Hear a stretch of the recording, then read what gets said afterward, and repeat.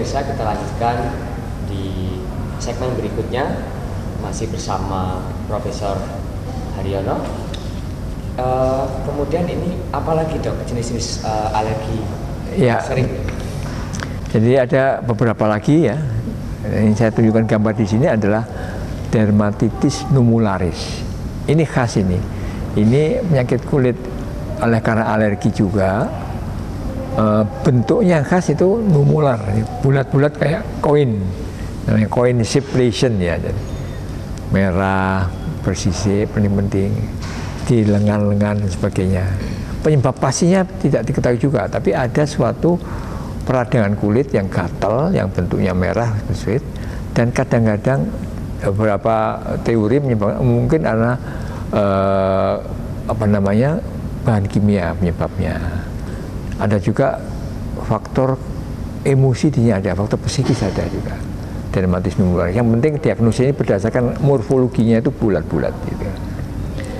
Kemudian selain ini juga kalau kita bicara penyakit alergi pada kulit itu macamnya banyak, masih banyak lagi. Selain yang saya sebutkan tadi, berapa tadi itu 20 ya. Jadi ada penyakit kulit alergi yang menyebabkan gejala sistemik. Artinya dia mengenai juga organ-organ dalam. Salah satunya contohnya disingkat DRESS, DRESS, Drug Reaction with Eosinophil Systemic Syndrome. Jadi adanya suatu gejala yang sistemik. Selain dia mengalami gejala kulit, dermatitis, gatal-gatal, mending-mending, ada gejala pada ginjal misalnya, karena dia mengenai sistemik, mengenai hepatitis kena juga. Ya. Ini tandanya dermatitis. Kalau kita periksa penunjangnya, periksa darah, eosinophilnya meningkat tinggi, makanya disebut drug reaction eosinophilic systemic syndrome. Juga ada yang lain, AGEP, acute generalisasi erythematus ya, jadi juga itu menyeluruh ya. Ada juga alergi obat mirip penyakit lain, seperti mirip karena jerawat. Jerawat itu akne ya. Ini namanya acneiform eruption. Ini ternyata karena obat ini.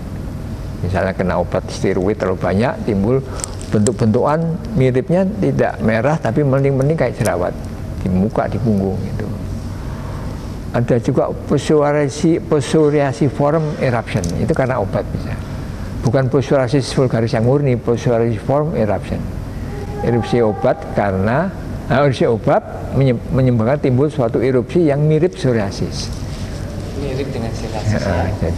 Jadi kelainan kulit alergi itu macamnya banyak sekali. Banyak sekali. Ya. Dan ini dokter spesialis kulit harus hafal ini. Ini murid-murid saya calon-calon spesialis harus hafal ini.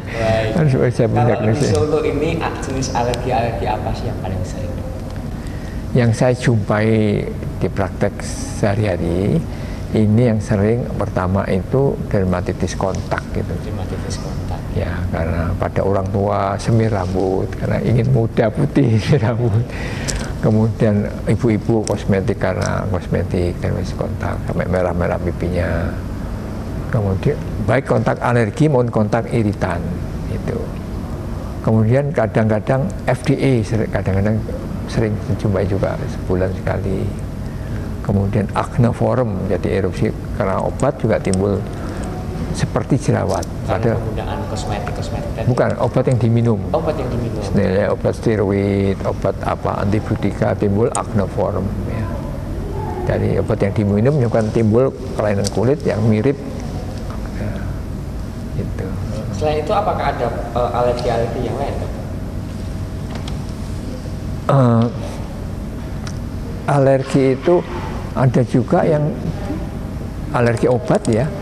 Bentuknya seluruh tubuh, itu disebut erythroderma. Jadi tandanya seluruh tubuh general itu hampir 90% permukaan tubuh itu merah semuanya, dan disertai sisik-sisik putih yang juga hampir seluruh tubuh. Erythroderma. Walaupun erythroderma itu penyebabnya bermacam-macam. Salah satunya oleh karena obat. Obat yang sampai general erupsi yang general. Baik. dari kesekian banyak alergi tadi, itu apakah ada alergi yang tidak bisa disembuhkan? Penyakit alergi ini memang bakat ya, jadi dia punya individual bakat. Kalau gejala bisa sembuhkan, kalau dihilangkan alerginya memang tidak bisa. Nggak bisa. Ya, jadi artinya ini sampai dia punya mungkin kita manusia itu biologis, perubahan hormonal, perubahan sistem itu mungkin bisa. Suatu saat dia waktu muda dia tidak tahan obat ini, tapi setelah tua sistem imunnya agak bereaksinya tidak terlalu kuat, menurut dia lebih tidak timbul reaksi alergi obat lagi. Ya, jadi. Lantas, ini saat ini banyak berkembang bahan-bahan hipoalergenik. Hipoalergi ya. Hipoalergi. Itu maksudnya bagaimana ya, Pak? Jadi orang karena adanya penyakit karena bahan-bahan dipakai itu menyebabkan alergi, maka orang bikin yang hipoalergik, artinya tidak menyebabkan sensitasi, bukan sensitizer, tapi obat yang walaupun dipakai lama tidak menyebabkan orang menjadi alergi. Jadi hipoalergik gitu. Kalau bahan yang alergi itu mula-mula sensitizer dipakai pelan, lama-lama dia tidak tahan. Karena proses alergi itu mesti harus didahului dengan proses pengenalan dulu apa itu. Bahan itu dikenali dulu, kemudian tubuh membentuk suatu zat antinya, terus paparan yang keberapa baru timbul reaksi, dan penyakitnya muncul ya. Dan apakah penyakit kulit ini berbahaya? Ada yang paling berbahaya dari pembahasan tadi itu apa? Ya tadi itu yang dikenal dengan penyakit kulit gawat darurat tadi, karena obat yaitu Stephen Johnson, kemudian TEN, yaitu jadi itu yang paling, dan juga DRES itu yang mengenai organ sistem itu bahaya juga. Oke. Ya. Baik pemirsa, kita sudah pariwara berikut ini dan kita akan masuk di segmen berikutnya.